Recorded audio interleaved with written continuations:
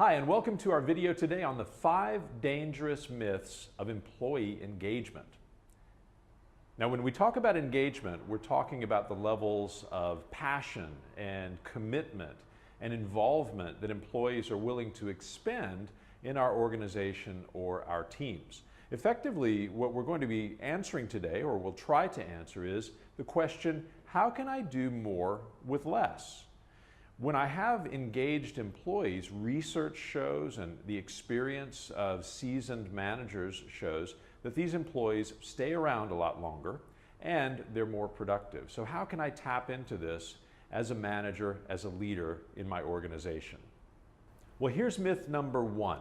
Myth number one is that engagement is just HR's function. It's their role. It's their problem to deal with. The reality is, and this is a generalization, many senior leaders, many executives and senior managers tend to be very focused on results, on outcomes, on numbers, and they view these softer issues, quote unquote, like engagement as something that needs to be handled by human resources. Nothing could be further from the truth. The reality is that seasoned leaders understand that they have to lead by example. They have to be out front on these sorts of important issues like employee engagement. If employees see you as a leader, spending time, investing your energy in something like employee engagement and all of the activities related to that, they'll know that it's important. Whether you realize it or not, your actions and activities indicate to your team what's important and where they should be spending their time, attention, and focus. So be a leader and lead from out front and allow engagement activities and your own engagement with employees to trickle down within the organization and create a virtuous cycle. Now, myth number two is that employee engagement programs and activities are just a waste of money. Here's the reality. Gallup, the survey company, found that only about 30% of employees feel engaged at work. Now, why do we care about that? Well, there's two things.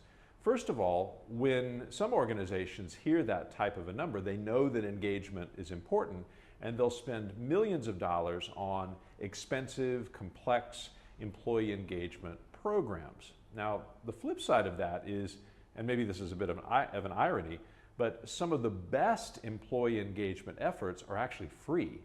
They really just require us as managers and as leaders to recognize people, to provide feedback, to provide guidance, really to do the basics of being a good people manager and being a good leader. So things like paying compliments or having formal recognition programs, having peer recognition programs. All of these things can be done at very low cost or even no cost and generate great results. The reality is this is all about communicating amongst your employees and making sure that everyone feels valued and recognized and that they have a purpose as a part of the organization. Myth number three is that employee engagement really isn't a priority. In other words, it's not important. Well, research would say otherwise. We've already talked about this Gallup poll that says only 30% of employees feel engaged. And the reality is disengaged employees are more likely to leave. Now, there's one pernicious problem that happens cyclically every 5-6 years or so. In economic downtimes, a lot of managers feel like my employees are fortunate just to have a job, so I don't really need to focus on engagement. But the reality is the good employees, once times turn and jobs are plentiful, they will leave. In fact, good employees, talented employees are always in demand, even in economic downturns. So it's really important from a turnover perspective, which is a critically expensive problem in many organizations, is something that can be worked on, focused on, alleviated in large ways through improving the engagement that employees have and feel inside of the organization. Here's myth number four, that there's no real return on investment if we put time, energy, and money into employee engagement efforts. So I'm going to share some data points with you around this. As leaders, as managers, we love to look at data. We love to make decisions based on data. This happens to have to do with one of your single biggest expenses, headcount. So what we're doing is we're investing capital essentially in our people, our human capital, and we expect, rightfully so, a return on investment for the work that those people are doing. Well, here are 3 related data points. It's been shown that engaged employees, employees who feel engaged at work, there's a 37% reduction in absenteeism at work. So think of that 37% as more productivity. People who are at work and doing work, that's good, productive engagement activity that I'm getting out of those people, and so it's driving results for the business. So 37% reduction for engaged employees compared to disengaged employees. Point number 2 is there has been shown through research a strong correlation between retention and engagement. So engaged employees are more likely to stay around than their disengaged counterparts by a significant margin. And finally, point number 3, a UK research study has looked at happiness at work.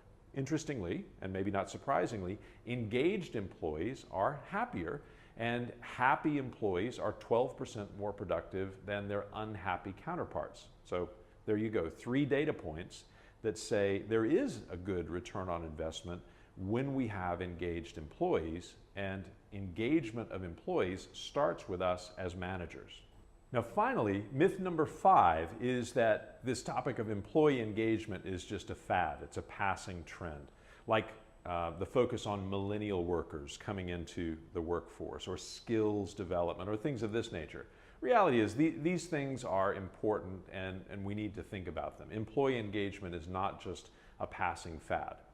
Here is the reality, though, with today's workforce. Many employees are looking for more than just a 9-to-5 job. I mean, this is particularly true with knowledge workers. They want to have a job that is meaningful, where they feel like there is a purpose and that they're really doing something that is meaningful for others as a part of that job. And so engagement is wrapped up in that. Now, we've already talked about the Gallup survey that says only about 30% of employees feel engaged.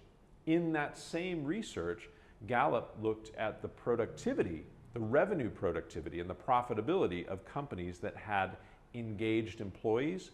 Those companies performed 22% better than companies who had largely disengaged employees. So this is not necessarily a passing fad. It's something that we can focus on. There are numbers behind it.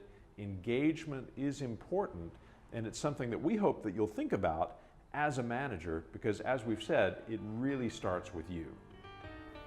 Thanks for watching this video. If you liked it, you can subscribe to make sure that you are in on all of the action as we publish videos every week. And if you'd like to learn more, go to noodlefactory.com.sg. Just click on that link, and you can subscribe to things like Manager 365 and all of the great courses that we have available for you.